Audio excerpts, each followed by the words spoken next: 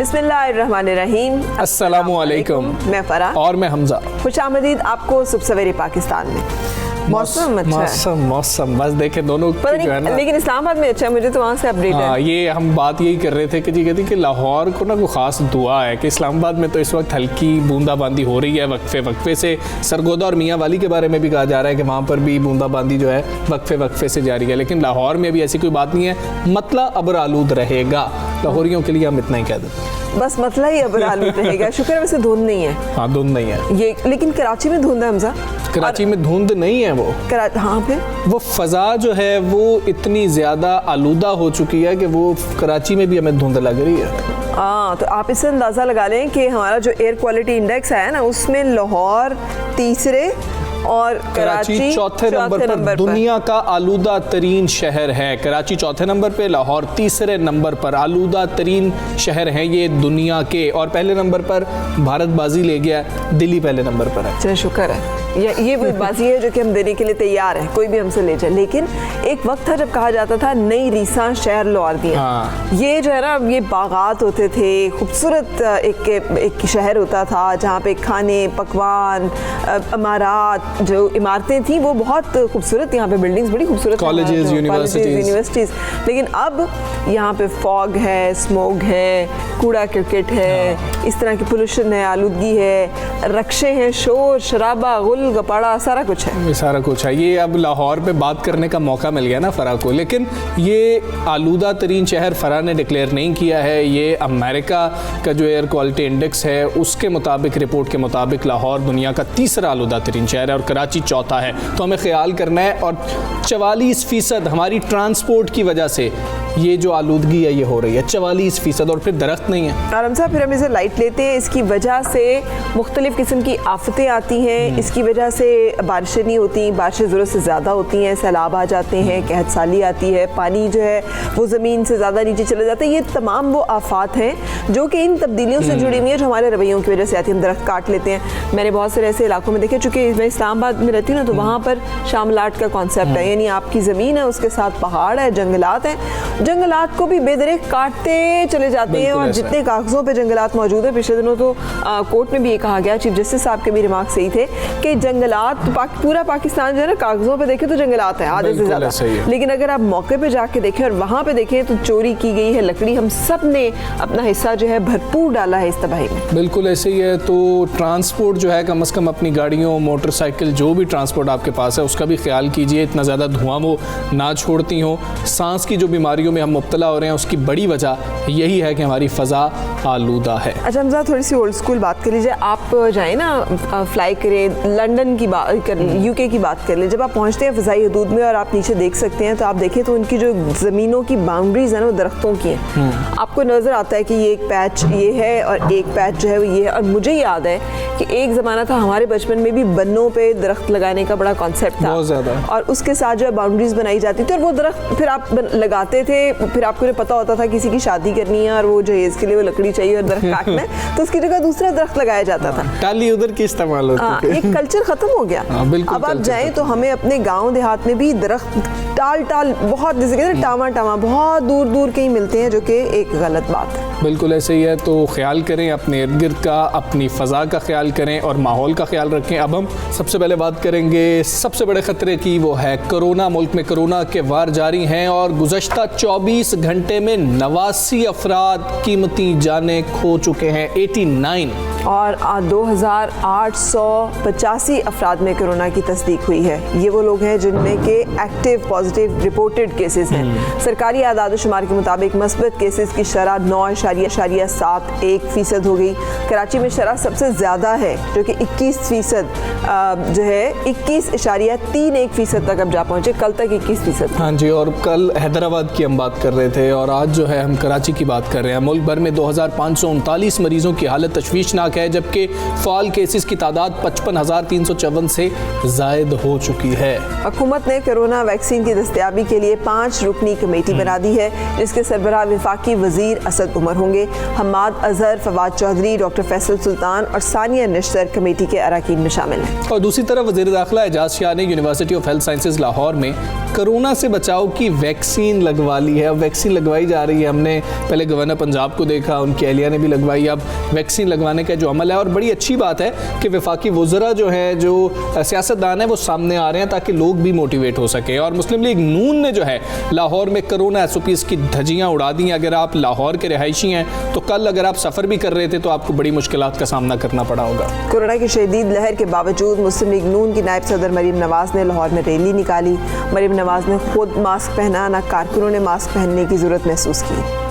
नून league ने जौहर town में social media convention भी किया, जिसमें कोरोना SOPs को नज़रअंदाज किया गया है। काफ़ी बड़ी तादाद में रैली में लोग मौजूद थे, मुख्तलिफ उसके पॉइंट्स रखे गए थे और वहाँ पर ऐसे ही था, स्टेज पर ज़्यादा सारे लोग थे और ख्याल नहीं किया जा रहा था। कल हमने आपके साथ एक ख़बर शेयर की थी, वो ये थी खैबर टीचिंग अस्पताल में ऑक्सीजन ख़त्म हो गई थी। और उससे भी अफसोसनाक एक बात कि जब हमें वहाँ पर एक शख्स का मालूम हुआ कि वो इंतकाल कर गए और वो कैसा हीरा आदमी था, वो आज हम आपसे शेयर कर रहे हैं। बिल्कुल, एक और हीरा भी था वहाँ पे जिसका जिक्र नहीं हो रहा। वो एक डॉक्टर है जिसका नाम डॉक्टर साजिद कहा जा रहा है। कहते हैं कि बहुत सारे जब पता चला, और ये यंग डॉक्टर्स का जो वहाँ पे सदर हैं, जब उन्हें पता चला ना कि सूरत हाल है, तो हमजा कुछ ऐसी डिवाइसेस भी होती हैं जिन्हें हाथ से आप ऑपरेट कर सकते हैं। लोग ट्रेंड भी नहीं थे इसके लिए, तो उन्होंने वहाँ मौके पे पहुँच के कुछ लोगों की जान हो सकता है ऐसे बचाई जा चुकी हो, बचाई जा सकी हो। एनीवे, जो भी एफर्ट्स की गई उसके लिए तो शुक्रिया उन सब लोगों का। और जहाँ पे हुई है गफलत, वो हमें बहुत दुख है उसका। खैबर टीचिंग अस्पताल पेशावर में ऑक्सीजन ना मिलने से आपको मालूम है कि 6 मरीज जहाँ भाग हुए। अस्पताल के तर्जुमान के मुताबिक ये गफलत जो है ऑक्सीजन सप्लाई करने वाली कंपनी की है। ड्यूटी डॉक्टर्स का कहना है कि प्लांट एहलकार ड्यूटी पे मौजूद नहीं थे।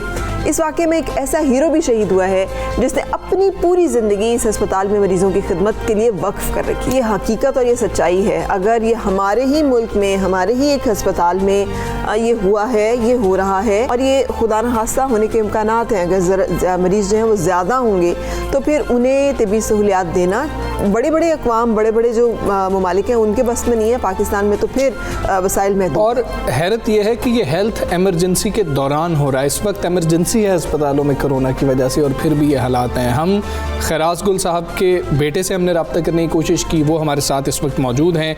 काशिफुल्ला, काशिफ अस्सलामु अलैकुम। काशिफ, जितना भी आपके साथ हम ताज़ियत कर लें, आपका जो नुकसान हुआ वो पूरा नहीं हो सकता। ये पूरे पाकिस्तान का नुकसान है। आपके वालिद ने जिस अस्पताल में तकरीबन 35 साल मरीज़ों की खिदमत की, उसी अस्पताल में उन्हें ऑक्सीजन नहीं मिली। बताइएगा, आपके वालिद साहब कब से खैबर टीचिंग अस्पताल में थे? अस्सलाम वालेकुम। मेरा अब्बू तकरीबन 35 साल से यहाँ पर सर्विस कर रहे थे, और वो हर एक बंदे की खिदमत कर रहे थे। वो डॉक्टर की, स्टाफ की, सब की खिदमत करते थे, और सब मतलब सब के साथ अच्छा रवैया था। लेकिन कोरोना उसको हो गया, फिर अस्पताल में एडमिट भी हो गए। फिर उसमें इस तरह हुआ कि उसको आखिरी टाइम में उसको ऑक्सीजन नहीं मिला। ऑक्सीजन नहीं मिला तो उसकी वजह से वो यहाँ से चले गए इस दुनिया से। तो ये गफलत हुई है इन जिसका ये काम था। और काशिफुल्लाह, ये बताइएगा कि आपके वालिद को पहले भी कोरोना हुआ और उसके बाद उस वक्त वो ठीक हो गए, पिछली लहर की बात है। इस दफ़ा फिर उन्होंने वहाँ पे ड्यूटी खुद लगाई, उनकी ड्यूटी लगाई गई। उन्होंने कहा नहीं कि नहीं, मैं नहीं काम करना चाहता, ये इतना सख्त है। और फिर अब दोबारा वो इन्फेक्शन हुई और ज़्यादा हालत ख़राब हुई तो वो दाखिल हुए अस्पताल में। ऐसा ही है? नहीं, असल में उसको लोगों की खिदमत करना उसको पसंद थी। वो यही कह रहा कि मैं लोगों की खिदमत करूं और लोगों से दुआ लूं, मुझे दुआ दे, तो उसको इससे बहुत खुशी मिलती थी।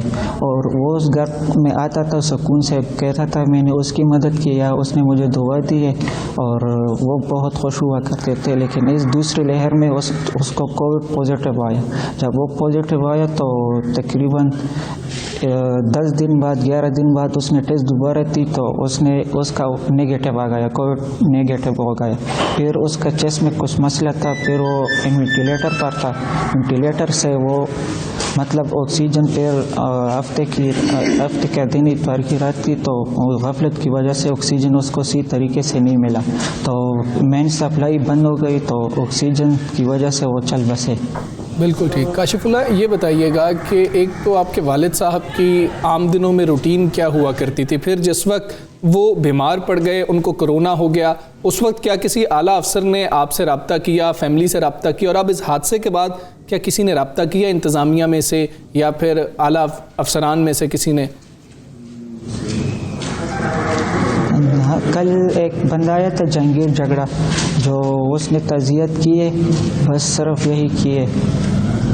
लेकिन कल खैबर पख्तूनख्वा की हुकूमत ने ऐलान भी किया है, जो तर्जुमान हैं केपी और वज़ीर सेहत, उन्होंने 10 लाख रुपए तक का जो है अहले ख़ानदान को उनकी दिलजोई के लिए कि उनके जो नुकसान हुआ उसका ज़्यादा तो नहीं हो सकता, लेकिन एक रकम देने का ऐलान किया।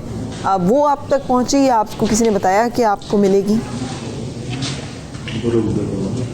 नहीं, असल में पैसों की बात नहीं है। अगर इन पैसों से मेरे अब्बू की जान आ सकती है तो फिर ठीक है, पैसों से तो जान नहीं आ सकती। पैसों से मुझे क्या, उसकी तो पूरी ज़िंदगी ख़त्म हो, उसकी बहुत अरमान थे, हमारी भी उससे तमन्ना थी, वो हमारे लिए इतना सब कुछ कर रहा है। जब उसको सुकून की मतलब जब हम हमारा टाइम हम उसको सुकून दो, तो वो उन लोगों की वजह से, ऑक्सीजन की वजह से यहाँ से चले गए। अब उसका आराम का टाइम था, जब उसका आराम का टाइम आ गए तो उस दुनिया से चले गए। इस दुनिया से तो फिर बस गफलत हुई है और इन लोगों को सज़ा मिलनी चाहिए। बस मुझे हुकूमत से यही एक अपील है कि उसको सही तरीके से सज़ा दी जाए। जी ठीक है। काशिफ, ये बताया जा रहा था कि आप खुद भी शायद तिब के पेशे से वाबस्ता हैं या फैमिली में से कोई और शख्स है जो तिब के पेशे से वाबस्ता है, और कोरोना के ख़िलाफ़ फ्रंट लाइन पर यही लोग, आप लोग हैं, जैसे आपके वालिद साहब थे, वो लोग लड़ रहे थे। हुकूमत को आप क्या कहना चाहेंगे इनके तहफ़्फ़ुज़ के लिए, इनकी हिफाजत के लिए हुकूमत को क्या इक़दाम करने चाहिए?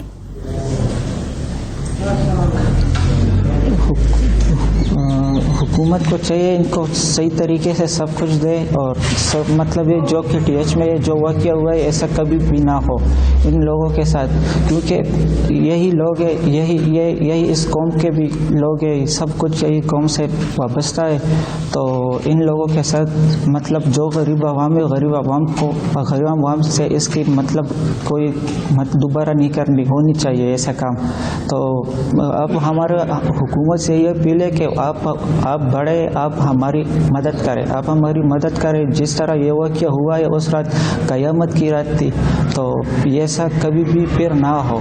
आप यही उम्मीद है कि फिर ऐसा कभी भी ना हो। हमारे साथ जो हुआ वो तो बस हम उस पर अल्लाह से बस यही करते हैं कि बस अल्लाह की मर्ज़ी थी इसमें, तो हम अब कुछ नहीं कर सकते, लेकिन कम से कम और लोगों के साथ ऐसा वाक़या कभी भी ना आया होगा या आए।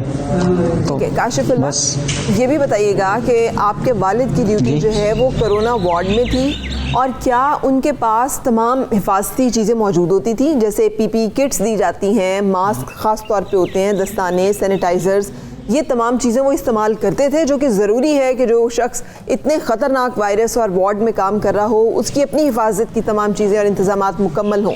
तो क्या इन तमाम चीज़ें उनके पास थीं या उन जैसे और वर्कर्स के पास हैं, आपने देखी हैं? जी, उसको मिलती थी, सब कुछ उसको मिलती थी। मतलब वो खुद भी सेफ रहते थे, मतलब उसको पता था कि मैं सेफ रहूँगा तो और यहाँ पर जो पेशेंट है, जो बंदा है वो भी सेफ रहेगा, मैं सेफ होऊंगा तो वो भी सेफ होंगे। तो वो खुद की भी हिफाजत करते थे और दूसरों की भी हिफाजत करते थे, और इदारे की मतलब अस्पताल की तरफ से भी उसको मिलता था, सब कुछ मिलता था।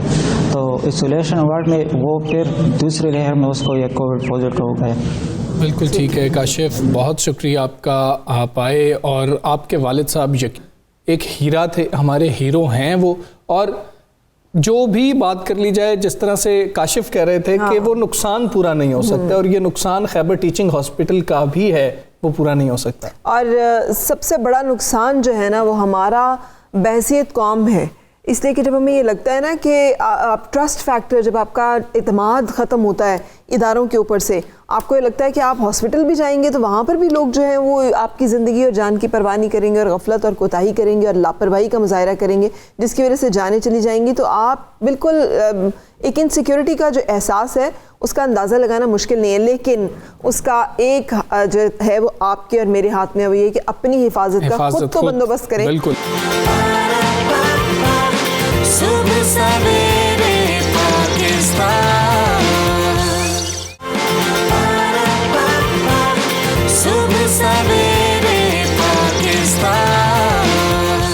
मुल्क में मौसम सरमा की आमद के साथ ही मौसमी बीमारियां सर उठा रही हैं, मगर इस बरस ज़्यादा मसला ये है कि कोरोना वबा भी ख़तरा बन चुकी है। नज़ला, ज़ुकाम, फ्लू, कोरोना की अलामात भी मिलती जुलती हैं, जिससे लोग बहुत परेशान हैं। और वैसे भी कोरोना वायरस जो है इसकी अलामात मोतदिल से शदीद हो सकती हैं। कुछ लोगों में जैसे हम कहते हैं एसिम्प्टोमेटिक हो सकते हैं, नहीं ज़रूरी कि उनको भी सांस का या ऑक्सीजन का मसला हो जाए।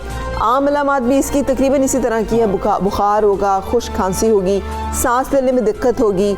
लेकिन ऐसी बहुत सारी निशानियाँ हैं कि जिनके नज़र आने पर टेस्ट करानी या डॉक्टर से रुजू करने की ज़रूरत होती है। जैसे सेंस ऑफ स्मेल आपकी जो है, अगर आपको सूंघने की हिस्स आपकी जो है वो मुतासिर हो रही है, आपको लगता है आपको खुशबू या बदबू का एहसास नहीं होता, ये एक बहुत बड़ी अलामत है। जो चखने की हिस्सा वो भी बाद में इफेक्ट होती है, लेकिन सूंघने की हिस्स पहले जाती है। अच्छा, और हमें पता नहीं चलता फरा कि जब ये सूंघने की हिस्स चली जाती है ना, तो मेरे साथ तो ये हुआ था कि मुझे पता नहीं चला था, वो तो बोतल एक गिरी सैनिटाइज़र की और मुझे कुछ फील ही नहीं हुआ, तो मुझे लगा ये क्या, क्योंकि जब तक आपको आ नहीं रही है आपको क्या पता कि मुझे आ रही है या नहीं आ रही है। तो इसको चेक कीजिए अगर आपको बुखार, नज़ला, ज़ुकाम वगैरह हो रहा है। और इवन अगर आपको ये भी लग रहा है ना कि आप एसिम्प्टोमेटिक, आप कुछ भी नहीं है, लेकिन आपको कुछ मतलब आप सूंघ नहीं सक रहे, तो भी अलर्ट हो, तो भी कोशिश करें कि आप अपना टेस्ट ज़रूर करवाएं। अब इसमें फ़र्क है क्या? Chairman corona expert advisory group doctor Mahmood Shaukat साहब इस वक्त हमारे मौजूद हैं, उनसे बात करेंगे, उनसे जानने की कोशिश करेंगे। डॉक्टर साहब अस्सलाम वालेकुम, गुड मॉर्निंग। डॉक्टर साहब, कैसे पता लगेगा कि मौसमी फ़्लू नहीं है, ये आम बुखार नहीं है, आम नज़ला नहीं है, आम ज़ुकाम नहीं है, ये कोरोना है? कैसे हमें पता लगेगा? जी, फ़र्स्ट ऑफ़ ऑल वालेकुम अस्सलाम। और दूसरी बात यह है कि देखिए, कोरोना के बारे में हमने आवाम को बहुत मालूमात दी और मुसलसल देते रहेंगे। हम तमाम फिजिशंस को हर महीने गाइडलाइंस भेजते हैं। हम लोगों की तालीम और तरबियत के लिए भी टीवी पे, डिफरेंट मीडिया पे कहते रहते हैं। बात सिर्फ सिंपल सी है, वो ये है कि आपको एक हाई इंडेक्स ऑफ सस्पिशन रखना है। जो मौसमी फ्लू होता है वो आमतौर पे छींकों से, नाक के बहने से, इस किस्म की अलामात उसमें होती हैं। तो कोरोना में जब आप आते हैं तो बहता हुआ नाक या बहुत बलगम वाली खांसी अमूमन इसकी अलामत नहीं होती। दूसरी बात यह है कि कोरोना एक बड़ी ही मुख्तलिफ किस्म की वायरस है, जिसने प्रैक्टिकली अगर आप तिब्बी दुनिया में देखें तो इस वक्त तो उसकी अलामात इतनी ज़्यादा हो सकती हैं कि आप प्रैक्टिकली हस्पताल की एनवायरनमेंट में बहुत अनयूजुअल केसेस भी देख रहे हैं। मगर आम पब्लिक के लिए बहता हुआ नाक, बहुत बलगम वाली खांसी और जो आपको बहुत सी छींकें आ रही हों, तो ये अमूमन कोरोना की अलामात नहीं होंगी और ये मौसमी वायरल बीमारियों की अलामात। जबकि अगर आपको बुखार है, जिस्म में बहुत दर्द है और आपको खुश्क खांसी है, तो ये ज़्यादा अलामात जो हैं ये कोरोना की हक में जाएंगी। ठीक है डॉक्टर साहब, अभी हम बात कर रहे थे खिराज गुल जिनकी जान गई है खैबर टीचिंग हस्पताल में ऑक्सीजन की फराहमी ना होने की वजह से। उनके बेटे की गुफ्तगू से ये लगा कि उनको पहले भी एक दफ़ा कोविड की इन्फेक्शन हुआ और फिर दूसरी दफ़ा अब इन्फेक्शन हुआ जो ज़्यादा शदीद तर था। लेकिन कहते तो ये हैं कि इन्फेक्शन दूसरी दफ़ा नहीं हो सकता। क्या ये मिथ है? और एक दफ़ा जिन लोगों को हो चुका है वो भी दोबारा इसका शिकार हो सकते हैं? इसके बारे में भी हमें बताइएगा। जी, ये ऐसा पहले भी 2-3 मरतबा ऐसे केसेस आए, जिसमें फिर जब हमने पूरी तहकीक की, हम इन तमाम केसेस की मुकम्मल तहकीक करते हैं। और इंटरेस्टिंगली पहले जो 3-4 केसेस इस किस्म के आए, उन सब में पहली दफ़ा जो कोरोना का तशख़ीस थी वो लैब की फाइंडिंग्स के मुताबिक नहीं थी। वो तमाम लोग PCR भी नेगेटिव थे, उनमें एंटीबॉडीज़ भी नहीं डेवलप हुई थी। तो प्रॉबली उन लोगों को उस वक्त कोरोना नहीं था, लेकिन दुनिया में अब इक्का दुक्का ऐसे केसेस आ रहे हैं लिटरेचर में जहां ये शक है कि लोगों को दोबारा हुआ। इसीलिए हमने कहा कि अगर आपको कोरोना हो भी गया और उसके बाद आप सेहतयाब भी हो गए तो हिफाजती इक़दाम आपको दोबारा वैसे ही करने हैं। बिल्कुल ठीक डॉक्टर साहब, लेकिन अभी तक कोई जी। साइंटिफिकली हाँ जी प्रूव नहीं है ये बार बार इन्फेक्शन होना। बिल्कुल ठीक डॉक्टर साहब, वैक्सीन लगवाई जा रही है, हमने देखा कि वज़ीर दाखिला ने भी लगवा ली, गवर्नर पंजाब ने भी लगवाई थी वैक्सीन। आप ज़्यादा लोगों को जानते होंगे जिन्होंने लगवाई, वो बता दीजिएगा कि वैक्सीन लगवाने के बाद कुछ अभी तक रिजल्ट सामने आए हैं? क्या लोगों को बुखार हो रहा है? क्या कोई सेहत पर बुरे असरात हो रहे हैं, या अभी तक ऐसा ही है कि वैक्सीन कामयाबी से जो है उसके ट्रायल जारी हैं? देखिए अभी तो वैक्सीन ट्रायल की फेज़ पे है। ट्रायल के अंदर आपको रिकॉर्ड रखना पड़ता है। पहली बात यह है कि ऐसे आदमी को लगाई जाएगी जिसको एंटीबॉडीज़ ना डेवलप हुई हों, उसके बाद उसको वैक्सीन लगाई जाएगी, फिर उसका पीसीआर किया जाएगा, फिर उसकी वैक्सीन की बाद की एंटीबॉडीज़ की लेवल देखी जाएगी, और इस दौरान अगर उसको कोई सिम्टम्स होते हैं तो वो देखे जाएंगे, जिसको साइड इफ़ेक्ट्स कहते हैं। तो ये तो एक ट्रायल की बुनियाद पे लगी जा रही है और इसका रिकॉर्ड पब्लिकली अवेलेबल नहीं होगा, क्योंकि ट्रायल्स पहले मुकम्मल किए जाते हैं, फिर उनके सारे रिजल्ट देखे जाते हैं, और फिर ये तो कोई अगर ज़ाती तौर पे किसी को बता दे कि मुझे वैक्सीन के बाद ये अलामत हुई तो वो एक अलग बात है, लेकिन ट्रायल में जो होता है वो सब कुछ उन्हें जाके उसी आदमी को वापस बताना है जिस अस्पताल से वो वैक्सीन लगवा रहे हैं, क्योंकि ये ट्रायल का पार्ट है, ये वैक्सीनेशन की ड्राइव नहीं है। जी ठीक है डॉक्टर साहब, मैंने देखा है और पर्सनली देखा है कि लोग खौफजदा हैं। वो ये समझते हैं कि अगर वो बता देंगे कि उन्हें कोविड है तो पता नहीं क्या हो जाएगा, और उनके साथ उनको पता नहीं कहाँ डाल दिया जाएगा, और वो जैसे एक बहुत सारी कंट्रोवर्सीज इसके साथ अटैच है। ये फरमाइए, और इसकी वजह से होता ये है कि वो फिर घर पे ही इलाज करते रहते हैं, डॉक्टर को नहीं रिपोर्ट करते, और फिर जब वो रिपोर्ट करते हैं तो उस वक्त तक इतनी देर हो चुकी होती है कि शायद उनके लिए कुछ किया नहीं जा सकता। ये बता दीजिएगा, क्या जैसे ही अलामात ज़ाहिर हो फौरी तौर पे डॉक्टर को बताना होगा? क्या तरीक़ाकार है जो अपनाना चाहिए, खुदा न खास्ता किसी शख्स को लगे कि उसको या उसके किसी अहले खाना जानने वाले को कोई मसला कोविड के से रिलेटेड हो रहा है? जी, सबसे अहम बात यह है कि अगर आप किसी कोविड अफेक्टेड मरीज़ की विसिनिटी में रहे हैं, आपके दफ्तर में, आपके घर में, जहां आप जाते आते हैं, वहां किसी को कोविड डायग्नोज हुआ और उसके बाद आपको ऐसी अलामात आने लगी जैसे मैंने बताया, खुश्क खांसी, बुखार और जिस्म में दर्द या डायरिया, तो फिर तो आपको फौरी तौर पे किसी डॉक्टर को रजू कर लेना चाहिए, इसलिए कि आप खुद ये फैसला नहीं कर पाएंगे कि आपको कब इलाज शुरू किया जाए।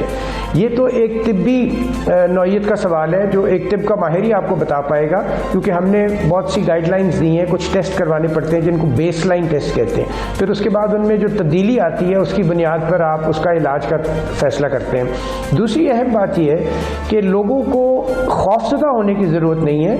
देखिए, बहुत सी ऐसी बीमारियां हैं, बहुत से ऐसे हादसात हैं जिनमें इंसान की जान चली जाती है, और खौफ की अलामत तो ये नहीं हो सकता। इस हद तक खौफ ज़रूर है कि आपको इससे, एक ऐसी बीमारी है जिससे आप मुकम्मल तौर पे बच सकते हैं, और बचने के लिए कोई बहुत आपको अपने को जान जोखों पे नहीं डालने की ज़रूरत। एक सिंपल सी चंद तजावीज़ हैं जिन पे आपको अमल करना है। बल्कि मैं तो अब सोच रहा हूँ कि हुकूमत को भी ये दोबारा याद दिलाया जाए कि पॉलिसीज़ में मुसलसल तब्दीली आती है। आप अपनी पॉलिसी इम्प्लीमेंट करते हैं, उसका नतीजा देखते हैं और उसके बाद पॉलिसी को तब्दील करते हैं। सो हमारी पॉलिसी बज़ाहिर इस वक्त इतनी कामयाब नहीं आ रही जो हम ये लोगों को एजुकेट करने की बुनियाद पर चला रहे हैं। जिस तरह हमने स्कूल और कॉलेज बंद किए, हालांकि उसकी को बहुत ज़्यादा ठोस एविडेंस नहीं थी कि स्कूलों में कोई कोरोना फैल रहा था, लेकिन हमें अपनी पॉलिसीज़ पे नज़रसानी करनी पड़ेगी और हमें इसमें तब्दीलियाँ लानी पड़ेंगी। स्मार्ट लॉकडाउन ठीक है, शुरू में उसका फ़ायदा हुआ, लेकिन अब स्मार्ट लॉकडाउन महज एक फॉर्मेलिटी हो गया है और सिर्फ वहाँ पे पुलिस का आदमी खड़ा होता है और बाकी मामूलात ज़िंदगी वैसे ही चलते रहते हैं। सो हमें इन सारी चीज़ों के ऊपर देखना पड़ेगा। इसी तरह ये खौफ की फ़िज़ा आपने लोगों में पैदा नहीं करनी थ्रू मीडिया ऑल्सो। आपने लोगों को मुस्बत सोच देनी है। देखिए, ट्रैफिक की वायलेशन रोज़ होती है, बहुत से लोग ट्रैफिक के कवानीन तोड़ते हैं और बड़ी बुरी तरह तोड़ते हैं, लेकिन वो कभी खबर नहीं बनती। लेकिन अगर एक पुलिस वाला किसी से बदतमीजी करता है तो वो खबर बन जाती है। सो हमें इसके ऊपर भी सोचना पड़ेगा। लोगों को जब खौफ आता है कि अस्पतालों में पता नहीं क्या हो जाएगा और ऑक्सीजन नहीं आएगी, तो फिर वो डरते हैं। हमें लोगों को इस खौफ की कैफियत में नहीं मुब्तला करना। हमारे मुल्क के वसाइल कम है, सब कुछ है, आपको भी पता है, हमें भी पता है। रोज़ हर तरफ कानून तोड़ा जाता है, लाकानूनियत का एक समंदर है जिसमें हम रह रहे हैं। गलतियाँ बेहिसाब होती हैं, अकाउंटेबिलिटी नहीं है, जी। लेकिन हमें इसकी तशहीर नहीं करनी चाहिए। बिल्कुल सही। ठीक डॉक्टर है। महमूद शौकत, बहुत शुक्रिया, आप हमारे साथ रहे सबसे पाकिस्तान में, और आप बता रहे थे, अपडेट कर रहे थे कोविड से रिलेटेड। और यही बात है, डरना नहीं है, लेकिन डरना उस वक्त है जब बेहतियाती हम कर रहे हो। कितने हुजूम, कितने हम गैदरिंग्स में जा रहे हैं, बेफिक्र होके जा रहे हैं, वहाँ नहीं हमें लगता कि हमें कोई डर खौफ है, वहाँ हमें कोई परेशानी है, कोई हमें फ़िक्र है अपनी ज़िंदगी की, अपनी सेहत की।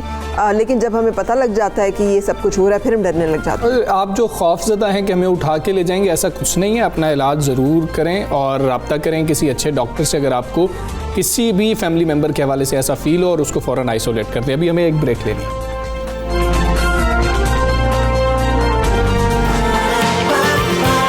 सुबह सवेरे पाकिस्तान, सुबह सवेरे पाकिस्तान। कोरोना के अंदर बहुत ज़्यादा नुकसान तो हो रहे हैं, और इस कोरोना वबा की वजह से लड़कों के मुकाबले में लड़कियों को ज़्यादा तादाद में तालीम छोड़नी पड़ रही है। जो तालीम का नुकसान हो रहा है वो भी लड़कियों का ज़्यादा हो रहा है। पहले तो लड़कियां वैसे ही एनरोल कम होती हैं, और फिर अब छोड़ना भी ज़्यादा पड़ रहा है। और अगर ये सवाल किसी से पूछा जाए क्या लड़कियों के साथ ये ज़्यादा जुल्म हो रहा है, तो जवाब है हाँ। हाँ, इसमें तो कोई सेकंड थॉट है ही नहीं। इससे कि लड़कियां पहले भी प्रायोरिटी में नीचे होती हैं। अब जब वबा के बाइस पैसे नहीं है लोगों के पास, और रिसोर्सेज भी कम है, और मुश्किल भी है ज़्यादा, तो अगर प्रायोरिटी किसी को दी जाएगी तो वो लड़के होंगे। ये इमरजेंसी जो है ना, जिसे एजुकेशनल इमरजेंसी कहते हैं, ये एक बड़ी खौफनाक चीज़ है।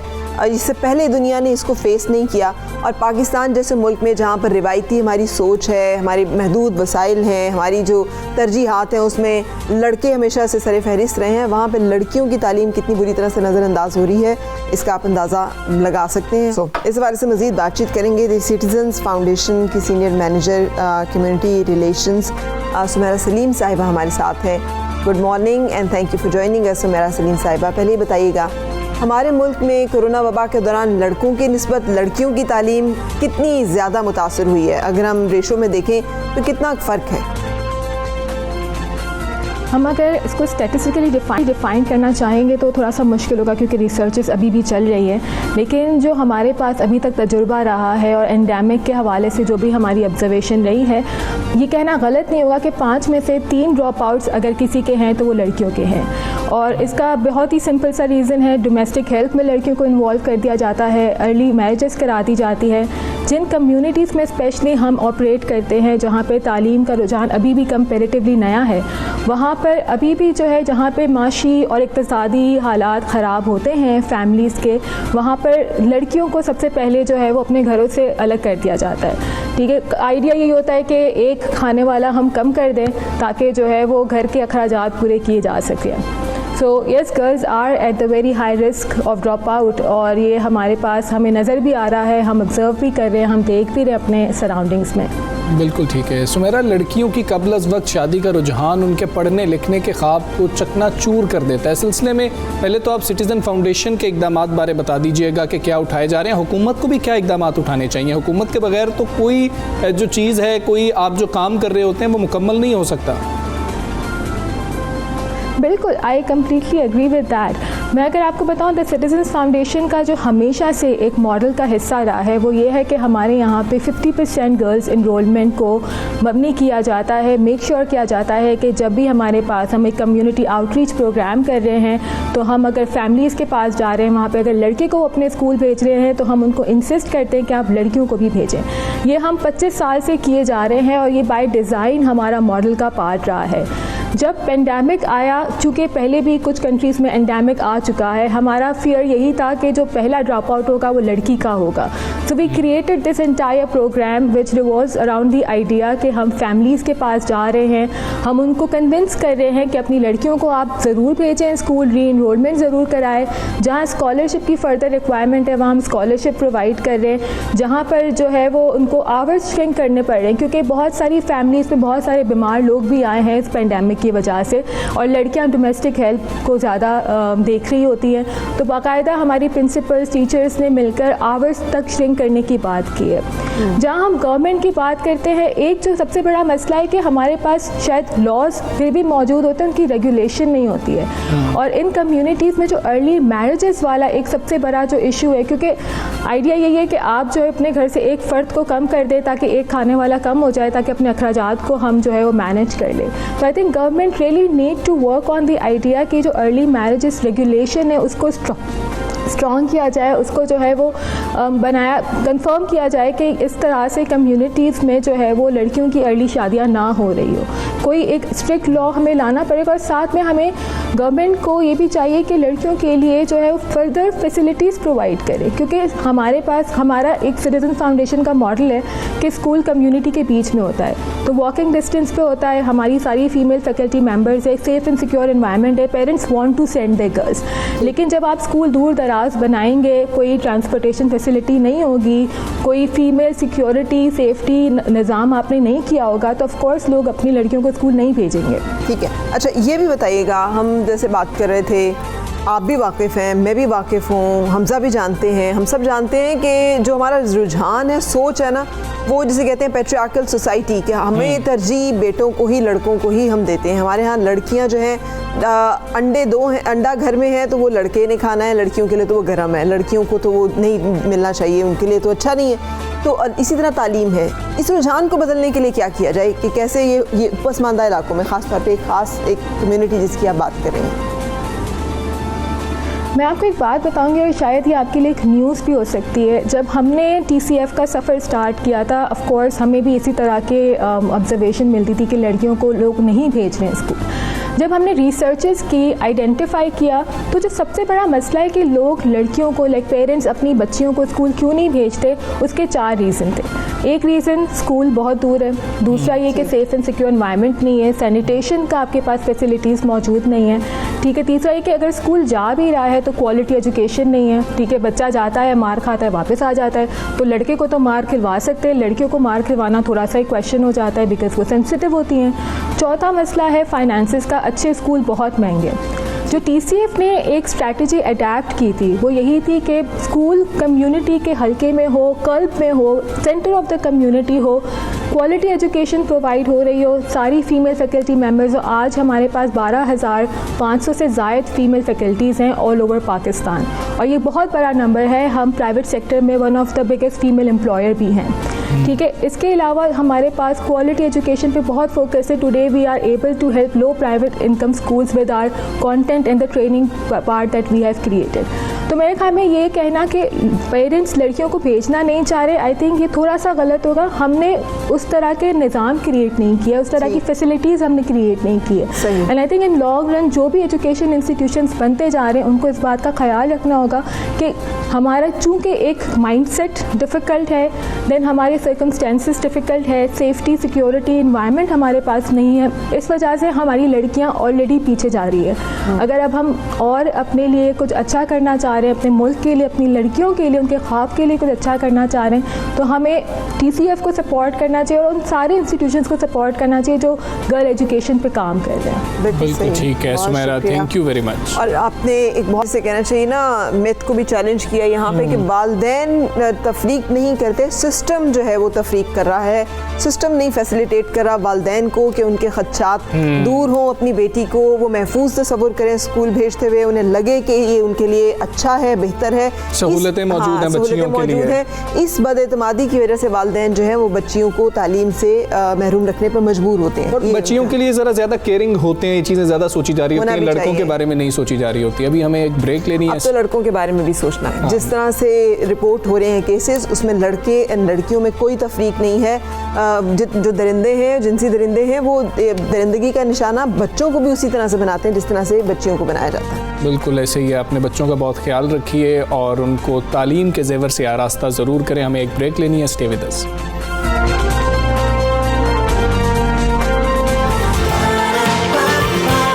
सुबह सवेरे पाकिस्तान,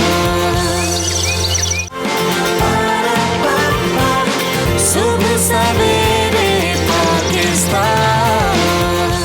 जी जनाब, एक बहुत बड़ा मसला बच्चों को ये फेस करना पड़ता है कि जब इक्विवेलेंट सर्टिफिकेट लेना है ना, तो फिर एक अजाब बन जाता है और वो एक पूरी मुहिम है जो आपको करनी पड़ती है, और आप इस पोजीशन में भी नहीं होते शायद कि आप इतने समझदार होंगे वो सब कुछ कर अभी पिछले दिनों तो बे फॉर्म हासिल करना भी एक मुहिम बना हुआ था इस दौरान में, जबकि कोरोना वबा की दिन है तो लंबी लंबी कतारें थी नेडर ऑफिसेज के बाहर। लेकिन ये जो वाक़या है, सबको मालूम है कि बच्चे ओ लेवल ए लेवल कर रहे होते हैं और फिर उन्हें इक्विवेलेंट सर्टिफिकेट चाहिए होता है ताकि वो कॉलेजेस में यूनिवर्सिटीज़ में अप्लाई कर सकें, और वहाँ पे मसला जो है वो दरपेश होता है, जिसके हल के लिए वफाकी वज़ीर तालीम शफ़क़त महमूद ने inter board committee of chairman को ए, ओ लेवल, IB और मजहबी डिग्रियों के लिए मसावी सर्टिफिकेट ऑनलाइन जारी करने की हिदायत की है, विच इज़ वेरी गुड। बिल्कुल, और उन्होंने कहा है कि इंटर बोर्ड स्पोर्ट्स के अलावा IBCC के तवस्सुत से इंटर बोर्ड एकेडमिक ओलंपियाड का भी एहतमाम किया जाना चाहिए।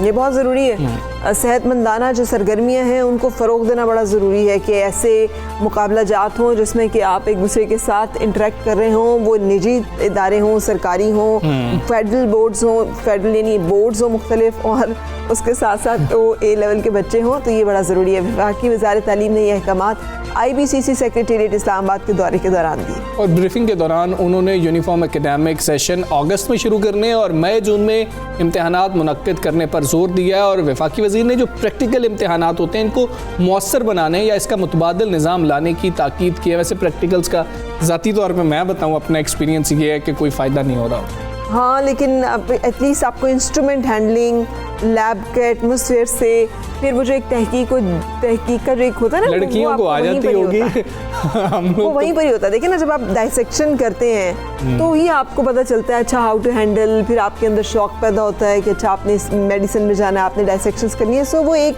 फ्लेयर तो आपको देता है। केमिस्ट्री की लैब में मैं तो डरता ही रहता था कि ये केमिकल है, वो केमिकल है, ऐसे ही मेरे साथ तो खैर रहा है। ठीक है, लेकिन ये एक बड़ा अच्छा इनिशिएटिव है, इस हवाले से हम बातचीत करेंगे। डॉक्टर मुख्तार अहमद हमारे साथ हैं जो कि साबिक चेयरमैन हैं हायर एजुकेशन कमीशन और एजुकेशनिस्ट हैं। ये फरमाइएगा डॉक्टर साहब कि ये जो एक बात की गई है, वफाकी वज़ीर तालीम ने IBCC को मसावी सर्टिफिकेट ऑनलाइन देने की हिदायत की है, ये कितना एक मुशक्क़त वाला काम होता है कि आप लेके तो फिरते रहे मुख्तलिफ जगहों पर। पेंडेमिक में ये जो एक डिसीजन है ये कितना इफेक्टिव होगा, और कौन सी ऐसी जगह है जहाँ पे आपको लगता है ऐसे इक़दाम करने की ज़रूरत है? बिस्मिल्लाहिर्रहमानिर्रहीम, बहुत शुक्रिया जी। आई थिंक ये अच्छा स्टेप है, और अब तो वैसे भी टेक्नोलॉजी इतनी आगे चलेगी, और ख़ासकर कोविड के बाद तो अब क्लासेस भी घर से ऑनलाइन ही होती हैं, तो इस तरह के छोटे छोटे इशू जो हैं ये ऑनलाइन हो सकते हैं। आपने कहा कि और कहाँ हो सकता है, HEC में भी इस तरह का काम किया हमने, ऑनलाइन डिग्री टेस्टेशन का प्रोसेस हमने कंप्लीट कर लिया था। और जबकि हमारे यहाँ भी इक्वलेंस होती है, जो यूनिवर्सिटी लेवल की डिग्रीज होती हैं बाहर से खासकर होती हैं, और उनको भी HEC इक्वेट करके देता है कि पाकिस्तान की किस डिग्री के बराबर है। वो भी मैनुअली होता था, लेकिन मेरा ख्याल है कि इस वक्त तक कुछ ना कुछ उन्होंने ऑनलाइन कर लिया, अगर नहीं किया तो करना चाहिए। अगर IBCC कर सकता है तो HEC के लिए कोई मसला नहीं है। लेकिन coming back to your basic issue, आप IBCC का इक्वेट करना है, क्योंकि इस वक्त पाकिस्तान में डिफरेंट किस्म के एजुकेशन सिस्टम फॉलो कर रहे हैं। आपका O लेवल, A लेवल का है, आपका हमारा पाकिस्तान का जो गवर्नमेंट का मैट्रिक FSC वगैरह का है, इसके अलावा जो हमारे मदारिस की एजुकेशन सिस्टम है, तो एक सिस्टम बन चुका है, अंडरस्टैंडिंग है, लेकिन उसका प्रोसेस कैसे होना चाहिए ऑनलाइन कोई डिफ़िकल्ट नहीं है। सिर्फ मसला ये होता है कि आपने ये कहा ना कि वो बच्चे छोटे होते हैं, O लेवल आजकल तो टेक्नोलॉजी में बच्चे हम सबसे ज़्यादा एडवांस हो चुके हैं, वो ज़्यादा बेहतर समझते हैं। तो अगर सिस्टम बन जाए तो मेरा ख्याल है कि सबकी कन्वीनियंस है, और एक अच्छा इनिशिएटिव है जो मिनिस्ट्री ऑफ एजुकेशन ने लिया है और IBCC को जो इंस्ट्रक्शन दिया है। और आजकल जो उनके हेड है इस वक्त जामशोरा यूनिवर्सिटी से आए हुए, तो स्मार्ट गाय, तो इंशाल्लाह होपफुली ये इसको कर लेंगे। बिल्कुल ठीक है डॉक्टर साहब, ये तो ऑनलाइन शायद हो जाएगा मामला, बच्चों को आसानी भी हो जाए। अभी ऑनलाइन तालीम का बहुत ज़्यादा मसला है कि बच्चे ये कहते हैं कि हमारे पास तो इंटरनेट कनेक्शन नहीं है, और अगर इंटरनेट कनेक्ट तो एक ही फैमिली के अगर 2-3 बच्चे पढ़ रहे हैं तो बैक वक्त 2-3 लैपटॉप्स कहाँ से आएंगे, वो कैसे पढ़ेंगे? तो आप क्या समझते हैं कि कोई आसानी हो सकती है, कोई ये एक रात में तो नहीं हो सकता, क्या प्रोसीजर हो सकता है जिससे ऑनलाइन जो निज़ाम है पाकिस्तान के अंदर तालीम का वो हम राइज कर सकें? देखें, ये लैम एक्सक्यूजेज हैं बेसिकली। हाँ, ये है ज़रूर है कि हम रिएक्शनरी नेशन है एज ए नेशन। हमने बहुत लेट इनिशिएटिव लेते हैं। जिस तरह ये जो कोविड का इशू आया था जनवरी फरवरी में, तो उस वक्त तो एक नई चीज़ आई थी ना, और दुनिया उस वक्त तक ऑलरेडी ऑनलाइन एजुकेशन में बहुत आगे चली गई थी। हम सोच रहे थे कि कभी करेंगे, तो ब्लेसिंग इन डिस्गाइज हम पे प्रेशर पड़ा, तो हमारे इदारों ने भी कुछ इनिशिएटिव लिए, लेकिन जितना काम कोऑर्डिनेशन से करना चाहिए उतना किया नहीं, और इदारों को इनिशिएटिव लेना चाहिए था। गवर्नमेंट की तरफ हर चीज़ के लिए नहीं देखते। गवर्नमेंट तो एक आपको फैसिलिटेशन देगी, करना काम तो यूनिवर्सिटीज़ ने, स्कूलों ने, कॉलेजेस ने अपना। आप देखेंगे कि पाकिस्तान में भी कुछ इदारे वे हेड सबसे आगे डिलीवर कर रहे हैं। वो कुछ अभी तक सोच रहे हैं कि क्या करना है। उनके पास एक ही चॉइस होती है कि बंद कर दे इदारा, जबकि बंद इज नॉट एनी ऑप्शन। हमें यूनिवर्सिटियों कॉलेजों को खुला रखना चाहिए। बिल्कुल ठीक है। डॉक्टर मुख्तार अहमद साहब हमारे साथ मौजूद थे, और ये अहम एक इशू है स्टूडेंट्स को बहुत ज़्यादा परेशानी होती है। अब अल्लाह करे कि मसला हल हो जाए, जिस तरह हुकूमत इस बारे में शुक्र है कि सोच रही है। हाँ, और जहाँ पे ये हजूम और कतारें और एक गैदरिंग्स होती हैं समेत सियासी जलसों के, वहाँ कोशिश करें कि उनको हम अवॉइड करें, ताकि हम इस वबा के दिनों में महफूज रह सकें। और महफूज रहने का एक तरीका ये भी है कि आप शहर के शोर शराबे से दूर चले जाएं, सुकून के कुछ लम्हात गुजारें जहाँ पर नेचुरल माहौल हो, परिंदों की चहचहाहट हो, झरनों की आवाज़ें हों, और उसके साथ साथ एक खामोशी हो।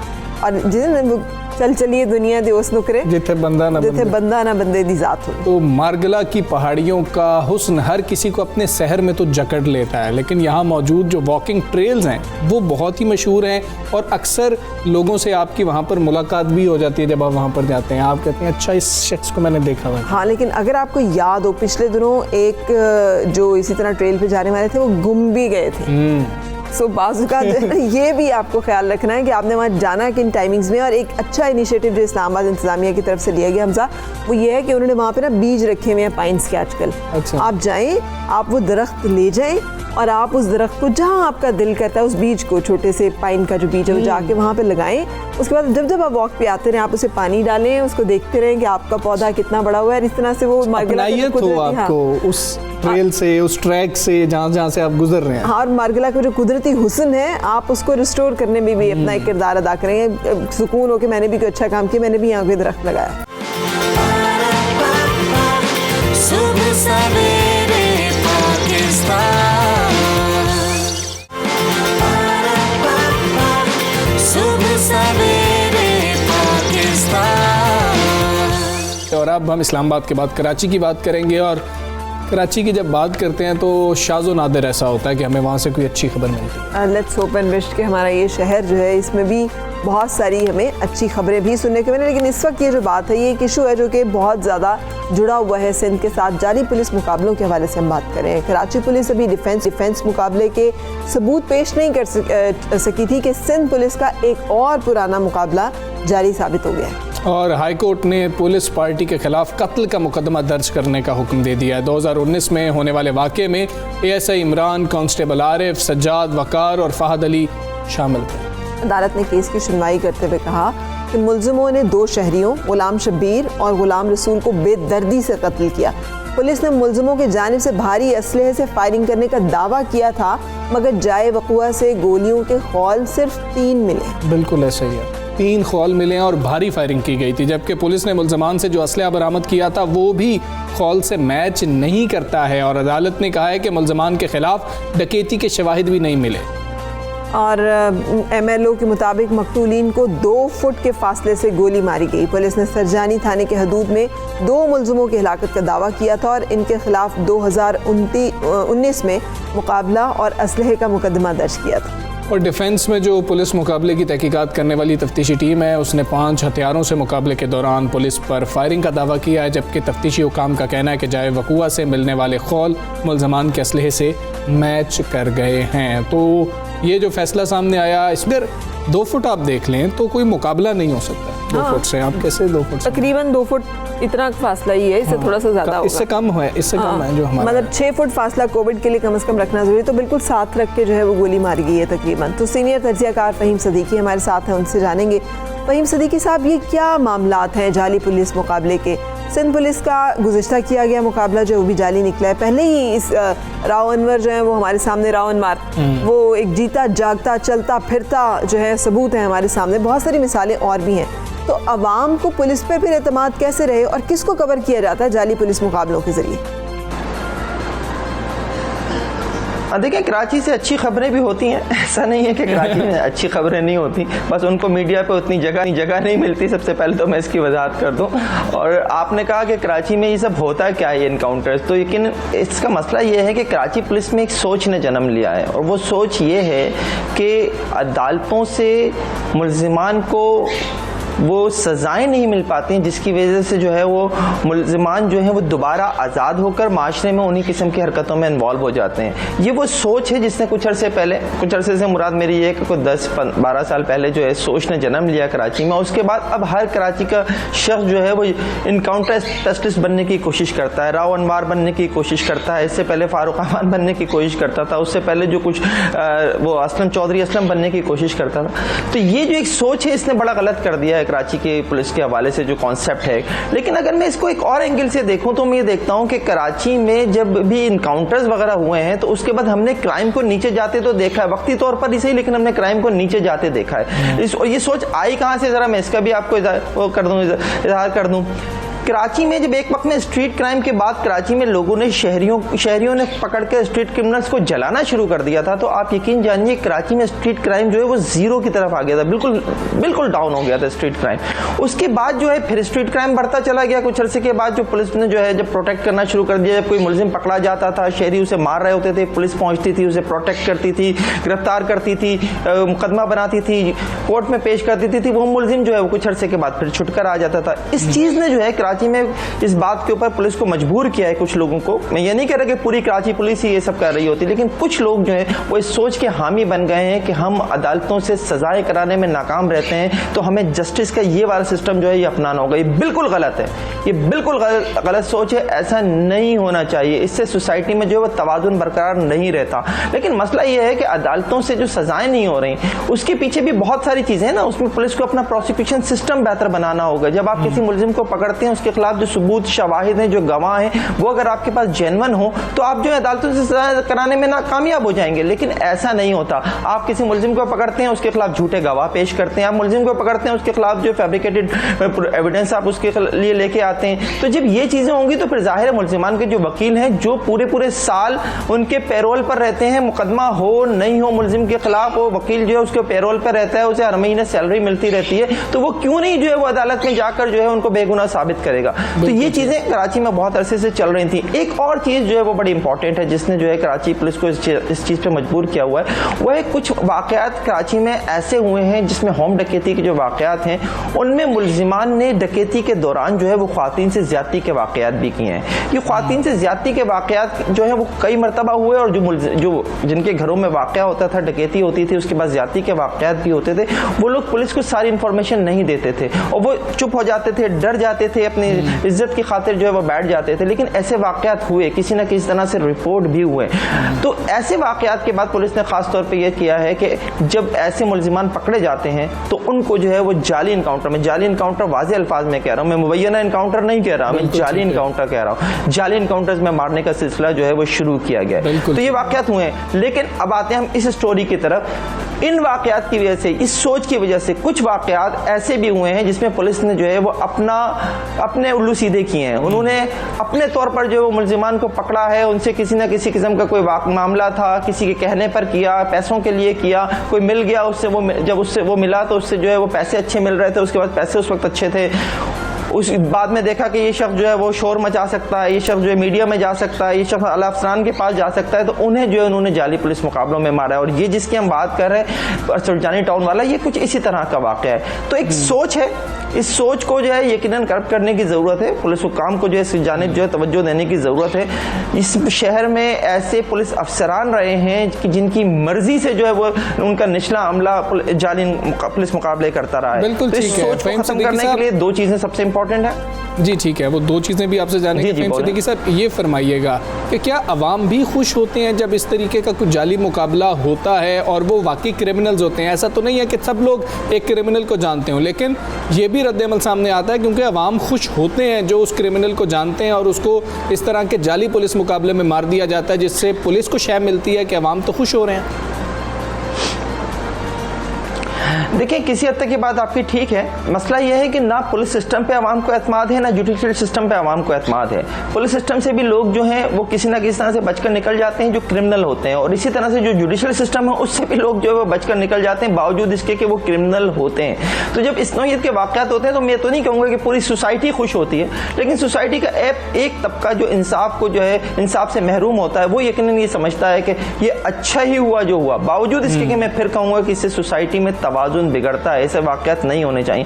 लेकिन क्या करें कि हमारे यहाँ जो है वो जुडिशल सिस्टम बेहतर नहीं बनाया जाता, पुलिस सिस्टम सबसे पहले बेहतर नहीं बनाया जाता, पुलिस सिस्टम में प्रोसिक्यूशन सिस्टम बेहतर नहीं बनाया जाता। आप मुल्ज़िमान को पकड़ते हैं, उनके खिलाफ सबूत ही नहीं पेश कर पाते। ये फ़हीम जी, ये जो तमाम आप गुफ्तगू कर रहे हैं, इसका एक पीछे जो मुहर्रिक है वो सियासी वाबस्तगियाँ भी तो है ना, कि सियासी पार्टियाँ या बहुत सारी और ऐसी पार्टियाँ जो हैं जिनकी हल्लाशेरी होती है, मुल्ज़िमान को डाकू, जैसे आपने खुद कहा कि उनके रिसोर्सेज होते हैं, पावरफुल होते हैं, तो उन्हें मार देना ही समझते हैं। इस मामले के बारे में आपके ख्याल में अब तक क्या किया गया है और क्या किया जाना चाहिए?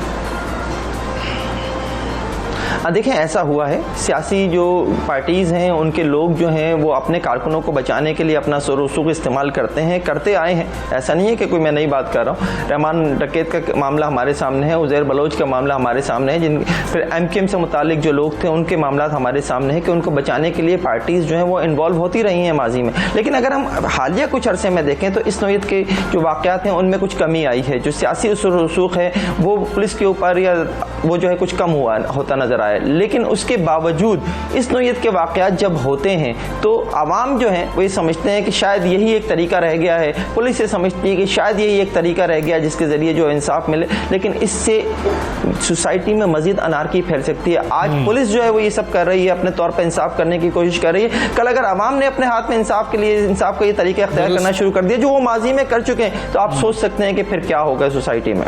बिल्कुल ठीक है। मैं एक चीज़ शेयर करना चाहूँगी Hamza, WJP rule law index जो है वो जारी हुआ है जिसमें 2020 जिसमें 128 ममालिक की फहरिस्त में इंडिया का 69 और पाकिस्तान का 120वां नंबर है। यानी पाकिस्तान का अदालती जो निज़ाम है उसमें जो हुक्म है जिसमें शहादतें नहीं पूरी दी जाती, प्रोसिक्यूशन बहुत वीक है हमारी। हाँ, तो उसके ऊपर ये एक रैंकिंग और एक रेटिंग जो है वो आई है। और हज़रत अली करमुल्लाह वजहों का वो कौल मुबारक के मुआशरा कुफ्र पे कायम रह सकता है, जुल्म पर कायम नहीं रह सकता। बिल्कुल ऐसे ही है। और आगे बढ़ेंगे और बात करेंगे एक बड़े शायर की, बहुत बड़े शायर की, और शायद हम अल्फाज में बयान ही नहीं कर सकते हैं कि वो कितना बड़ा शायर। एहसासात की बात, और जिसे कहना चाहिए ना मुश्किल एहसासात की बात हो, तो जितनी खूबसूरत तर्जुमानी नासिर काज़मी ने की है अपनी शायरी के ज़रिए से, वो एक जिसे कहना चाहिए खूबसूरत तरीन बात है। उदासी तो ख़त्म है ना नासिर काज़मी पे, कि जिस तरीके से उदासी को उन्होंने बयान किया है कि हमारे घर की दीवारों पे नासिर उदासी बाल खोले सो रही है। जैसे वो ना एक मुश्किल सी कैफियत है ना, गम है या खुशी है, तू मेरी ज़िंदगी है तू। कितनी सादगी और आसानी के साथ उन्होंने इस मुश्किल फीलिंग को जो है वो बयान कर दिया कि जो कुछ भी है बस तू ही है यार। ऐसा ही दिन गुजारा था बड़ी मुश्किल से, फिर तेरा वादा शब याद आया। नासिर काज़मी अगर हयात होते तो आज अपनी ज़िंदगी की 95 बहारें देख चुके होते। सुबह सवेरे पाकिस्तान, सुबह सवेरे पाकिस्तान।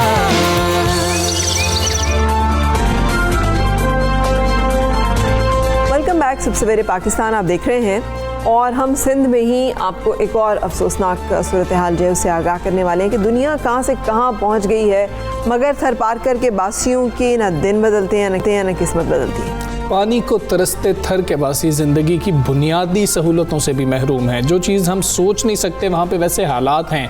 थर की घरेलू सनत को फ़रोग देने के लिए साबिक़ वज़ीर आज़म शौकत अज़ीज़ के दौर में हुनरमंद कॉलोनी कायम की गई थी, और 30 एकड़ अराजी पर फैली ये कॉलोनी 13 करोड़ रुपए की लागत से कायम की गई थी उस वक्त। लेकिन फिर वही हुआ जो कि होता है कि वो बन तो गई थी मगर उसे मेंटेन करना जो है वो नहीं मुमकिन हो पाया। सिंध के हुक्मरानों की अदम तवज्जो के बायस ये कॉलोनी बर्बादी के दहाने पे खड़ी है। मुनासिब सिक्योरिटी ना होने की वजह से हुनरमंद कॉलोनी का सामान चोरी होने लग पड़ा है। कॉलोनी में 100 वर्कशॉपें, 35 मार्केटें, स्कूल, डिस्पेंसरी, रिहायशी मकानात शामिल थे, लेकिन इंतज़ामिया की गफलत के बायस हुनरमंदों के लिए कायम होने वाली कॉलोनी अब आसार कदीमा का मंजर जो है वो पेश करती है। बिल्कुल ऐसे ही है। और थरपारकर में मौत का रक्स भी जारी है, जहां ग़िज़ाई किल्लत का शिकार मजीद 5 बच्चे इंतकाल कर गए हैं। सूबाई महकमा सेहत के मुताबिक सिविल अस्पताल मिट्टी में बच्चों का इंतकाल ग़िज़ाइयत की कमी और बीमारी से हुआ है। थरपारकर में नवंबर में इंतकाल करने वाले बच्चों की तादाद 18 हो गई है। और इस दौरान एक अहम खबर भी सामने आई कि गुज़िश्ता रोज़ पीपल्स पार्टी को उस वक्त अपने होम ग्राउंड पर बड़ा धचका लगा जब पीपल्स पार्टी लाड़काना के अहम रहनुमा PTI में शामिल हो गए। इनमें जो है अनीला हबदार हैं, रज़िया सुहाग हैं, नुसरत चांडियो, नीलम खोखर, ये PTI में शामिल हो गए। और इसी तरह रत्तो डेरों में मुख्तलिफ बरादरियों के मुअज़्ज़िज़ीन ने भी पीपल्स पार्टी छोड़ दी है। मुसलसल 12 साल पीपल्स पार्टी सिंध में है और सिंध के जो मुअज़्ज़िज़ीन हैं वो अब छोड़ना शुरू हो गए हैं, जो कि अलार्मिंग सिचुएशन है पीपल्स पार्टी के लिए। जो पीपल्स पार्टी हमेशा कहती रही है कि हमारी तो सीट्स बढ़ रही हैं, हम तो मज़ीद मजबूत हो रहे हैं सिंध के अंदर, ये तो अपोजिशन ऐसी बात करती है। बात कर लेंगे इसी पर। सूबाई वज़ीर IT और ज़िला थरपारकर में PS54 से मुंतखब नुमाइंदे पीपल्स पार्टी के तैमूर तालपुर साहब हमारे साथ मौजूद हैं। तैमूर तालपुर साहब अस्सलामु अलैकुम। जैसा कि साफ देखा जा सकता है, थर की घरेलू सनत को फ़रोग देने के लिए करोड़ों रुपए की लागत से तामीर की गई हुनरमंद कॉलोनी में मसाइल ही मसाइल हैं। इसका जिम्मेदार कौन है? आप किसको समझते हैं जिम्मेदार? बिस्मिल्लाहिर्रहमानिर्रहीम। देखें जी, बात यह है कि ये जो स्कीम है ये प्राइम मिनिस्टर शौकत अजीज साहब ने अनाउंस की थी और क्योंकि वो भी ताल्लुक नहीं रखते थे, उन्हें ज़बरदस्ती ला के और उस ज़िले से, उस डिस्ट्रिक्ट से कंटेस्ट कराया था। उनको इलेक्शन उस वक्त के डिक्टेटर जनरल मुशर्रफ ने जिताई थी। तो जब भी आप इम्पोज करेंगे बाहर के लोग अपने दूसरे एरियाज में, जिनका वास्ता ही नहीं है थरपारकर से, जिनको पता ही नहीं थरपारकर में कितनी तहसीलें हैं, जिनको पता ही नहीं कितने शहर हैं थरपारकर में, तो ऐसे लोगों को जब आप लाएंगे तो ऐसी ही गलतियां, मिस्टेक्स ये लोग करते जाएंगे। जब ये लाए थे यहाँ पर इस प्रोजेक्ट को, इनको चाहिए था वो वहीं के लोग वहाँ पर लाते या वो इस जगह को वो वहाँ पर खोलते, वो लोकेशन रखते जिस लोकेशन में ये सारे आर्टिसंस जो एक्सपर्ट्स थे हैंड क्राफ्टिंग के, अजरक बनाने के, सिंधी टोपी बनाने के, गज जो होता है हमारा बलोची सिंधी गज हमारे घर में बनते हैं वो बनाने के, उन लोकेशन में रखते। इन्होंने आके सेंट्रल एक शहर में रख दिया और प्रोजेक्ट को वहीं पे बर्बाद हो उसके लिए छोड़ दिया and they could not even complete the project. ये तो फिर जब हमारी गवर्नमेंट आई हमें आके इसे करना पड़ा। प्लस एक और इनमें जो इशू हुआ कि जिस तरह से एलोकेशंस हुई वो एक्सपर्ट्स को देनी चाहिए थी जो इस फील्ड के मास्टर्स थे, पर जो उस वक्त का रजीम छोड़ के गया था, जिस तरह से उन्होंने एक वर्किंग बनाई थी तो उसी वर्किंग पे फॉलो अप हुआ गया, जिसकी वजह से आज ये सारा मसला यहाँ पे चल रहा है। अगर मैं समझता हूँ वहाँ का लोकली इलेक्टेड बंदा ये स्कीम लाता, वो चाहे प्राइम मिनिस्टर ना होता, शायद एक MPI होता या एक MNA होता, तो वो इससे बहुत बेहतर काम कर सकता था। वो प्रॉपर लोकेशन रखता और सही लोगों का राइट उनको मिलने में उनकी मदद करता। ठीक है, मगर अब अगर बन गई थी तो उसको मेंटेन तो किया जा सकता था। अभी बेशुदना आपने सिंध कल्चर डे मनाया है, तो ये भी तो कल्चर का ही हिस्सा है कि थरपारकर और वहाँ पे काम करने वाले आर्टिजान्स और वहाँ पे एक सहूलत बना दी गई थी, उसको मेंटेन किया जाता। अब हुनरमंद कॉलोनी का सामान भी चोरी हो रहा है। अब ये भी क्या पाकिस्तान पीपल्स पार्टी की हुकूमत की जिम्मेदारी नहीं है और इस बारे में भी कोई एक्शन नहीं लिया जाएगा या लिया गया है अब तक क्या? अनफॉर्चुनेटली यहाँ पर कोई 100 रेजिडेंशियल क्वार्टर्स थे, 100 वर्कशॉप्स थे। ये सारे जो पॉलिसी थी उस वक्त की शौकत अजीज साहब की, उन्होंने ये सारे डिस्ट्रीब्यूट किए बैरकिंग के थ्रू और फ्री ऑफ कॉस्ट डिस्ट्रीब्यूट किया। अगर ये उनके जो ये 30 एकड़ पे इन लोगों ने एरिया बनाया हुआ था, ये उस वक्त पर थोड़ी वर्किंग बेहतर करते और इसकी कुछ हल्की फुल्की कॉस्ट रखते, कोई सरचार्ज रखते इसका, क्योंकि अगर मुफ्त में किसी को कोई चीज़ मिल रही है तो उसकी कोई कदर उसके पास होती नहीं है।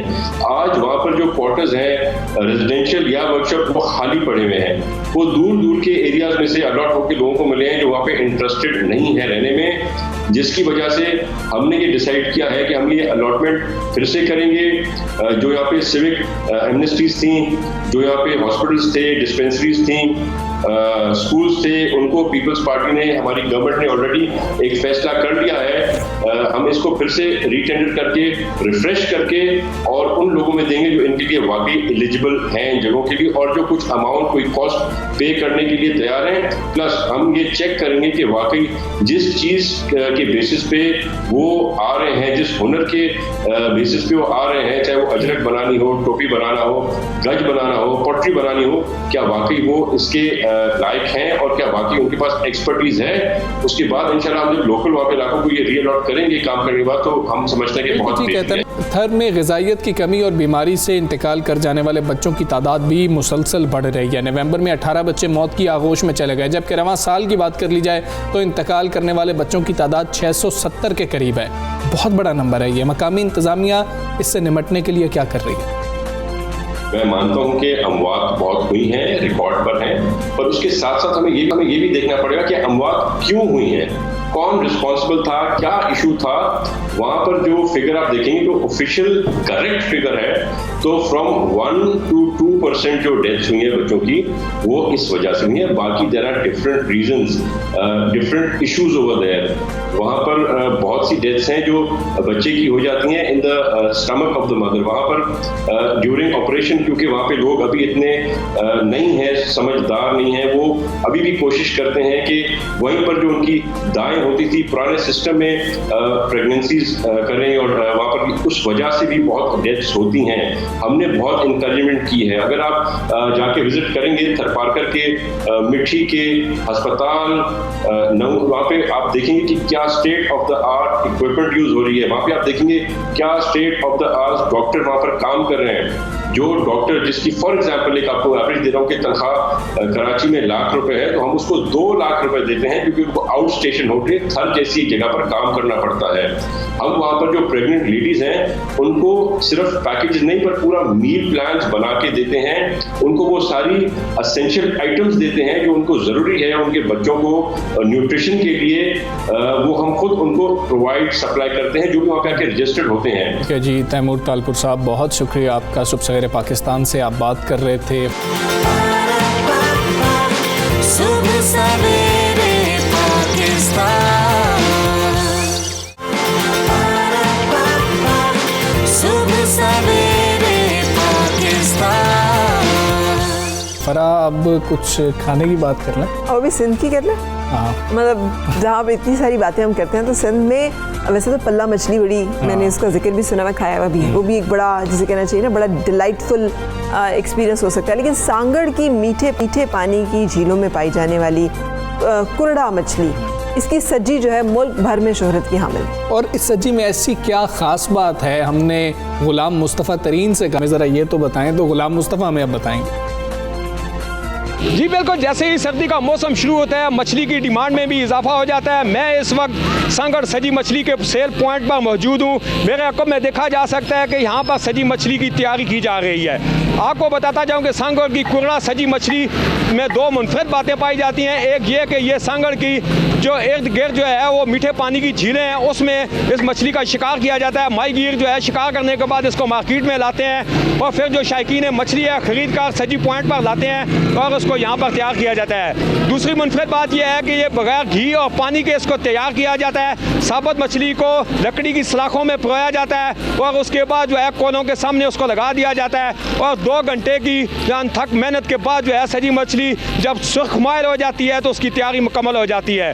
आपको बताता जाऊँ कि सजी मछली की तैयारी में 12 जो है वो देसी मिसाले इस्तेमाल किए जाते हैं। जो माहिरीन है उनका ये कहना है कि इसको देसी मिसालों में तैयार किया जाता है। इसके अलावा जो है कुर्रा मछली का इस्तेमाल जो है वो तिबी अमले का ये कहना है कि इंसानी सेहत के लिए सर्दियों के मौसम में उसका इस्तेमाल इंतहाई मुफीद है।